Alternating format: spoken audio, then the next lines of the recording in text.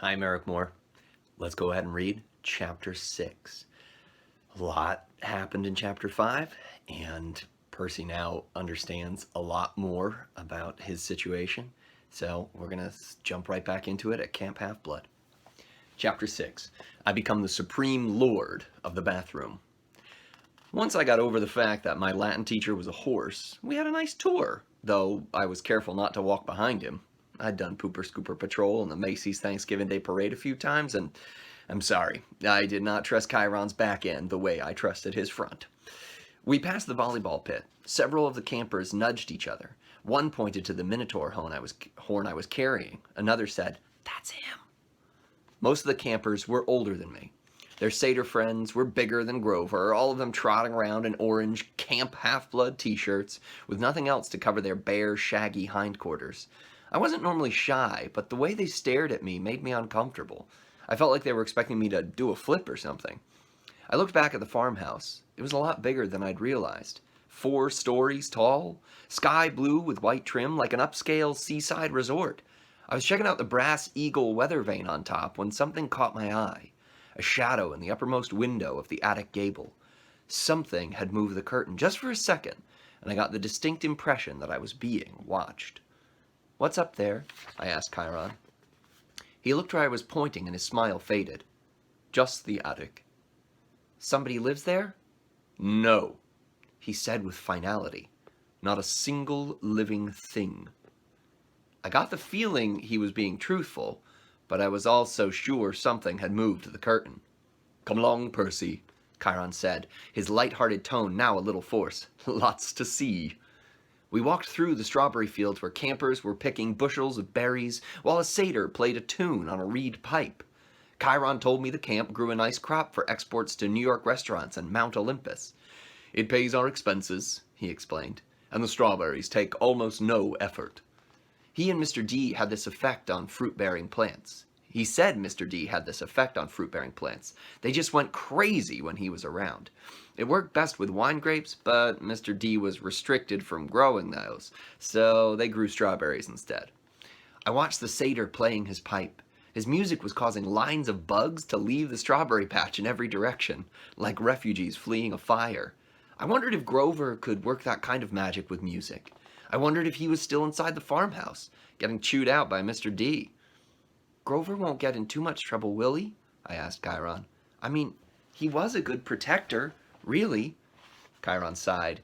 He shed his tweed jacket and draped it over his horse back like a saddle. "Grover has big dreams, Percy.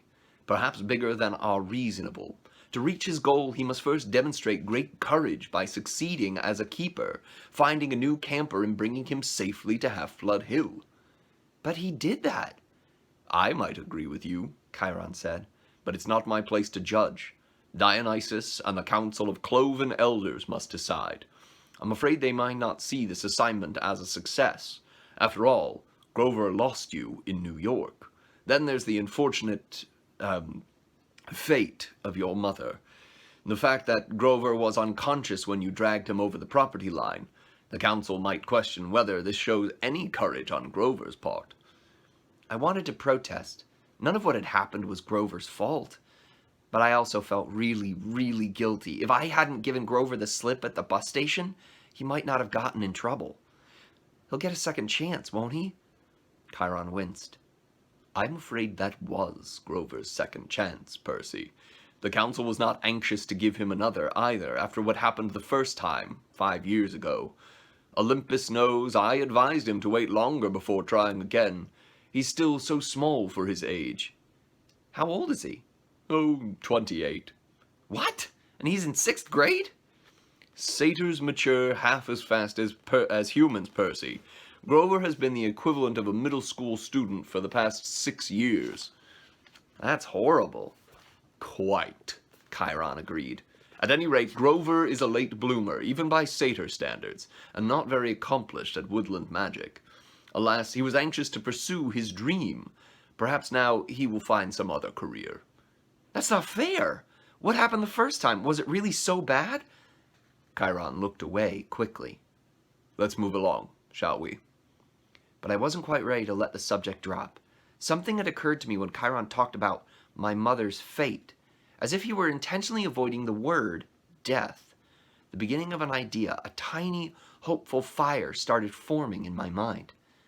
Chiron, if the gods and Olympus and all that are real... Yes, child. Does that mean the underworld is real too? Chiron's expression darkened. Yes, child. And he paused as if choosing his words carefully. There is a place where spirits go after death. But for now, until we know more, I would urge you to put that out of your mind. What do you mean, until we know more? Come, Percy, let's see the woods. As we got closer, I realized how huge the forest was. It took up at least a quarter of the valley, with trees so tall and thick you could imagine nobody had been there since the Native Americans. Chiron said, "The woods are stocked if you care to try your luck, but go armed." Stocked? Stocked with what? I asked. And armed with what? You'll see. Capture the flag is Friday night. Do you have your own sword and shield? My own? No, Chiron said. I don't suppose you do. I think a size 5 will do. I'll visit the armory later. I wanted to ask about what kind of summer camp had an armory, but there was too much else to think about. So the tour continued. We saw the archery range, the canoeing lake, the stables, which Chiron didn't seem to like very much, the javelin range, the sing-along amphitheater, and the arena where Chiron said they held sword and spear fights. Sword and spear fights, I asked. Cabin challenges, all that, he explained. Not lethal, usually. Oh yes, and that's the mess hall. Chiron pointed to the outdoor pavilion framed in white Grecian columns on a hill overlooking the sea. There were a dozen stone picnic tables. No roof, no walls. What do you do when it rains? I asked. Chiron looked at me as if I'd gone a little weird. We still have to eat, don't we? I decided to drop the subject. Finally, he showed me the cabins. There were 12 of them, nestled in the woods by the lake. They were arranged in a U, with 2 at the base and 5 in a row on either side. And there were, without a doubt, the most bizarre collection of buildings I had ever seen.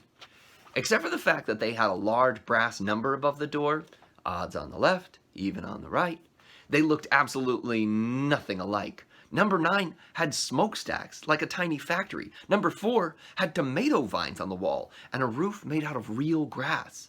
7 seemed to be made of solid gold, which gleamed so much in the sunlight it was impossible to look at.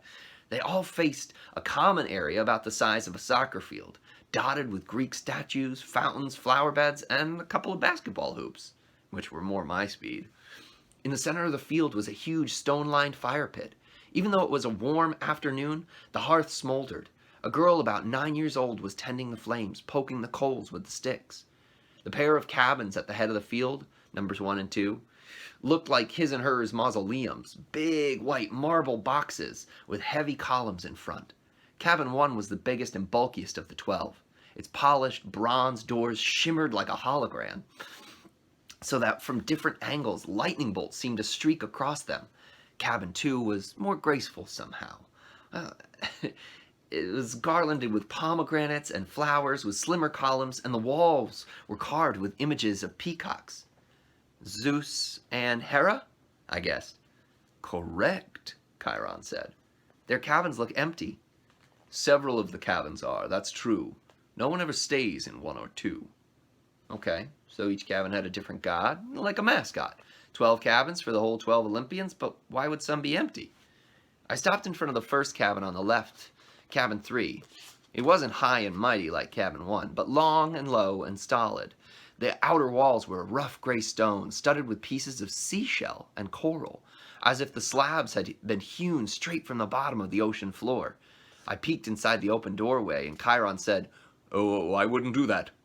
Before he could pull me back, I caught the salty scent of the interior, like the wind on the shore of Montauk. The interior walls glowed like abalone.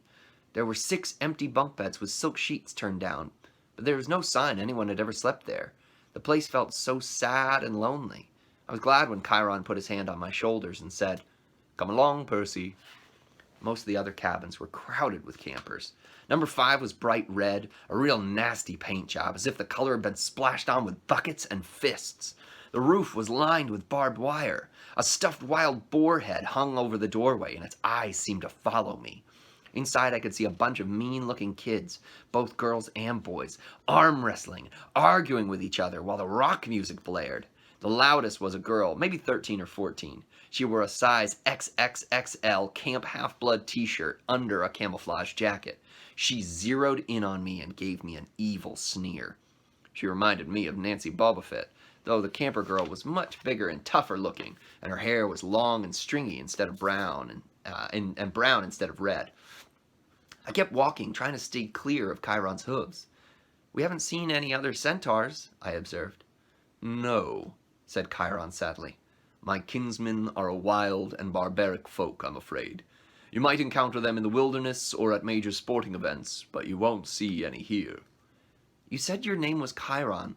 Are you really—" He smiled down at me. "The Chiron from the stories? Trainer of Hercules and all that? Yes, Percy, I am." "But shouldn't you be dead?" Chiron paused as if that question intrigued him. "I honestly don't know about should be. The truth is, I can't be dead. You see, eons ago the gods granted my wish. I could continue the work I loved. I could be a teacher of heroes as long as humanity needed me. I gained much from that wish, and I gave up much. But I'm still here, so I can only assume I'm still needed." I thought about being a teacher for 3,000 years. It wouldn't have made my top 10 things to wish for list.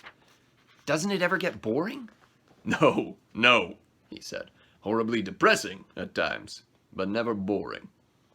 "Why depressing?"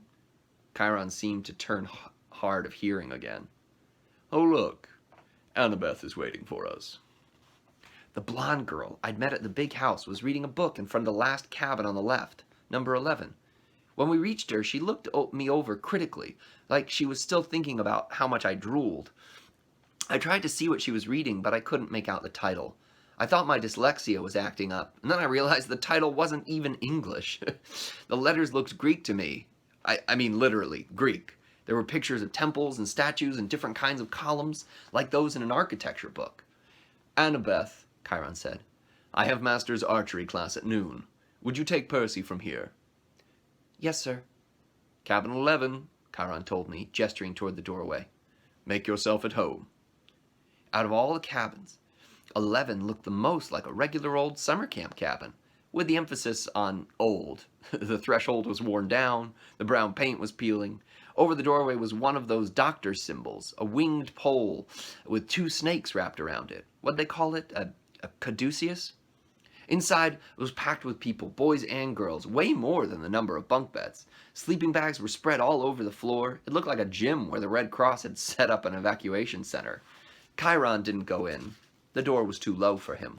But when the campers saw him, they all stood and bowed respectfully. "Well then," Chiron said, "good luck, Percy. I'll see you at dinner." And he galloped away toward the archery range. I stood in the doorway looking at the kids. They weren't bowing anymore. They were staring at me, sizing me up. I knew this routine. I'd gone through it enough at schools. "Well," Annabeth prompted, "go on." So naturally, I tripped coming in the door and made a total fool of myself. There were some snickers from the campers, but none of them said anything. Annabeth announced, "Percy Jackson, meet cabin 11. "Regular or undetermined?" somebody asked. I didn't know what to say, but Annabeth said, "Undetermined." Everybody groaned. A guy who was a little older than the rest came forward. Now, campers, that's what we're here for. Welcome, Percy. You can have that spot on the floor right over there." The guy was about 19. He looked pretty cool. He was tall and muscular, with short cropped sandy hair and a friendly smile. He wore an orange tank top, cut-off sandals, and a leather necklace with 5 different colored clay beads. The only thing unsettling about his appearance was a thick white scar that ran from just beneath his right eye to his jaw, like an old knife slash. "This is Luke," Annabeth said, and her voice sounded different somehow. I glanced over, and I could have sworn she was blushing. She saw me looking, and her expression hardened again. "He's your counselor for now." "For now?" I asked. "You're undetermined," Luke explained patiently. "They don't know what cabin to put you in, so you're here. Cabin 11 takes all newcomers and all visitors. Naturally we would. Hermes, our patron, is the god of travelers. I looked at the tiny section of floor they'd given me. I had nothing to put there to mark it as my own. No luggage, no clothes, no sleeping bag. Just the Minotaur's horn. I thought about setting that down, but then I remembered that Hermes was also the god of thieves. I looked around the campers' faces, some sullen and suspicious, some grinning stupidly, some eyeing me as if they were waiting for a chance to pick my pockets. "How long will I be here?" I asked. "Good question," Luke said. "Until you're determined." "How long will that take?" The campers all laughed at me. "Come on," Annabeth told me. "I'll show you the volleyball court." "I've already seen it." "Come on." She grabbed my wrist and dragged me outside. I could hear the kids of Cabin 11 laughing behind me. When we were a few feet away, Annabeth said, "Jackson, you have to do better than that." "What?" She rolled her eyes and mumbled under her breath, "I can't believe I thought you were the one." "What's your problem?" I was getting angry now. "All I know is I killed some bull guy." "Don't talk like that," Annabeth told me. "You know how many kids at this camp wish they had your chance? To get killed? To fight the Minotaur! What do you think we trained for?" I shook my head. "Look, if the thing I fought really was the Minotaur, the same one in the stories, yes, then there's only one. Yes. And he died like a gajillion years ago, right? Theseus killed him in the labyrinth, so monsters don't die, Percy. They can be killed, but they don't die." "Oh, thanks. That clears that up." "They don't have souls like you and me. You can dispel them for a while, even for a whole lifetime if you're lucky, but they are primal forces. Chiron calls them archetypes, and eventually they reform." I thought about Mrs. Dodds. "You mean if you killed one accidentally with a sword, the I mean your math teacher. That's right. She's still out there. You made her very, very mad." "How did you know about Mrs. Dodds?"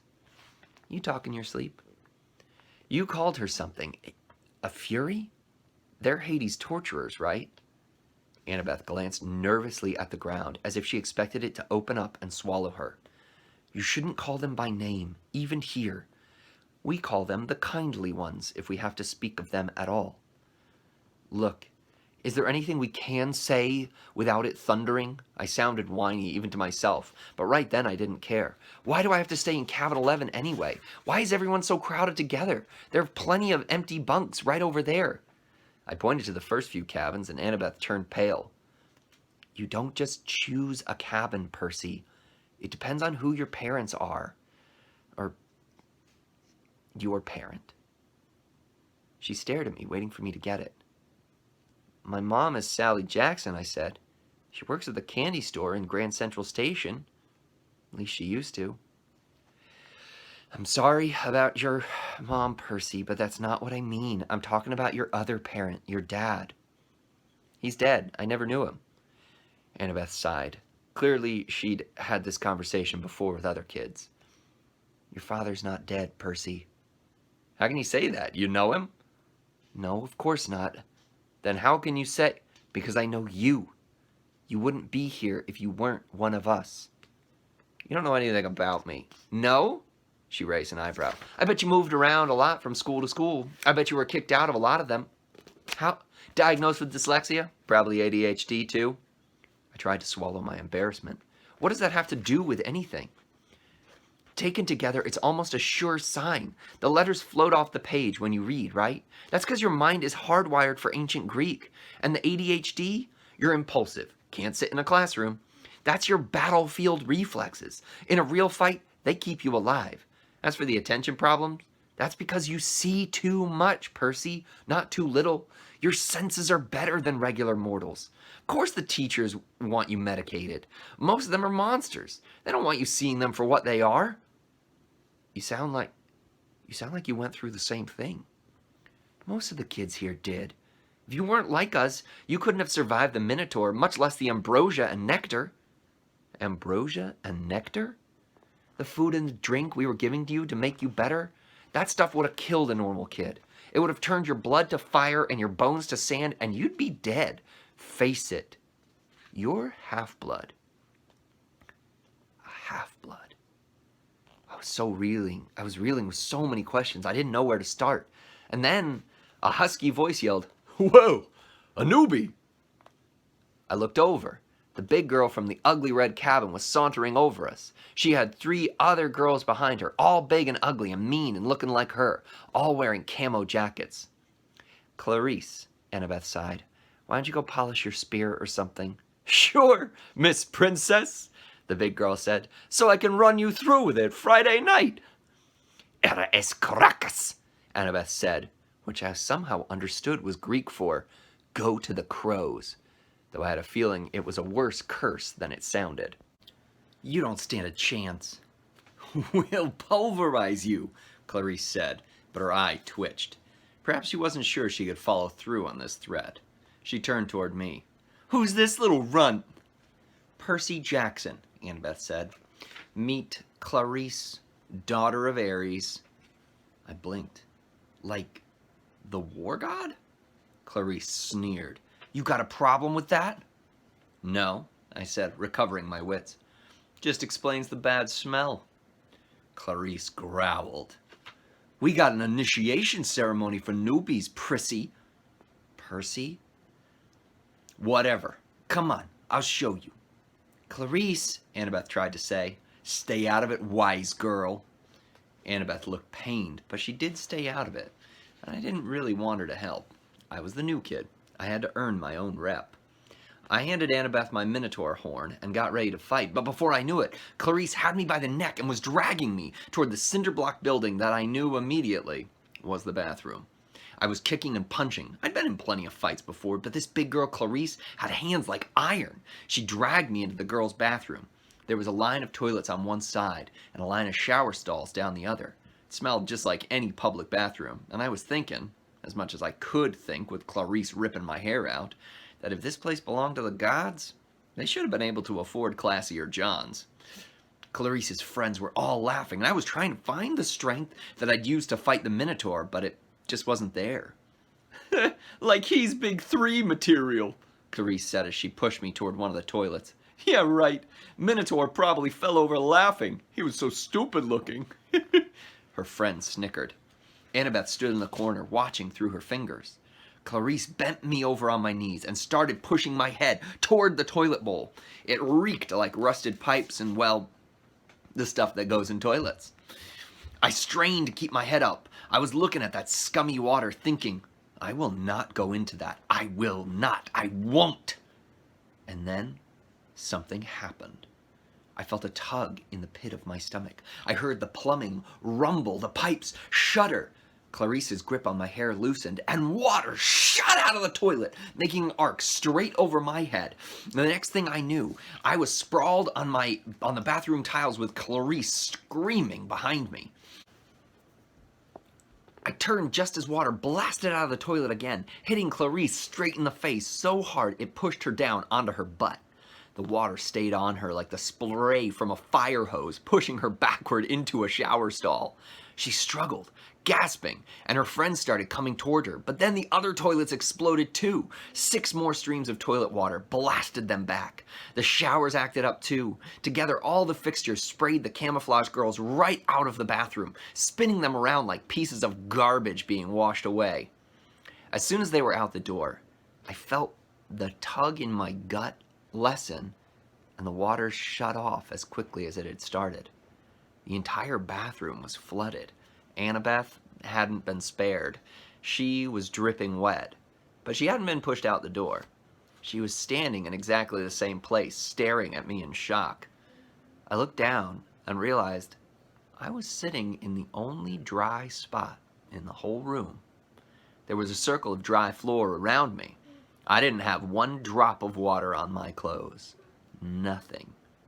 I stood up, my legs shaky. Annabeth said, How did you... I don't know. I walked to the door.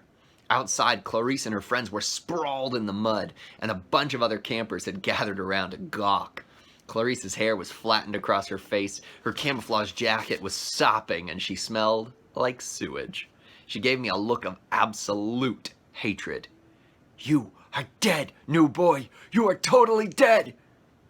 I probably should have let it go, but I said, "You want to gargle with toilet water again, Clarice?" "Yeah, close your mouth." Her friends had to hold her back. They dragged her toward cabin 5 while the other campers made way to avoid her flailing feet. Annabeth stared at me. I couldn't tell whether she was grossed out or angry at me for dousing her. "What?" I demanded. "What are you thinking?" "I'm thinking," she said, "that I want you on my team for Capture the Flag." All right. So we remember back to the museum when the field trip, way back at the beginning of the book in chapter 1, when Percy feels threatened, when somebody tries to mess with him or somebody he cares about, things with water happen. And so this is just something for us to keep an eye on. He just blasted water at the bullies around him, so he also probably made an enemy at Camp Half-Blood, so that's fun. Our reflection question for today that I'd like you to write about is, go ahead. Have you ever been the new kid in school? If so, how did it feel? And if not, have you ever had a new kid come to your school? Was it easy for them to fit in or not? And I'd like you to write at least 4 sentences. I've also posted some guided questions just to help you think about the reading and to pay attention to some things that are important. Here are the guided questions. What did Percy notice about the farmhouse as he walks away from it? What bothers him about the attic? Number 2, why do you think Percy asked Chiron about the underworld? He says, the beginnings of an idea, a tiny hopeful fire started forming in my mind. What does he mean? Why would Percy, in this moment, be really interested about what happens to people after they die? Question 3, based on the description, what Greek god is cabin 3 dedicated to? Remember, this was the one with seashells and abalone. Question number 4, how does Annabeth know Percy is one of us? And number 5, what happens to Clarice and her friends in the bathroom? And how does this incident change Annabeth's attitude toward Percy? So, lots to think about. Excited for Miss Morrison to read the next chapter for us. This is all shaping up to be pretty cool. All right, stay safe, be well.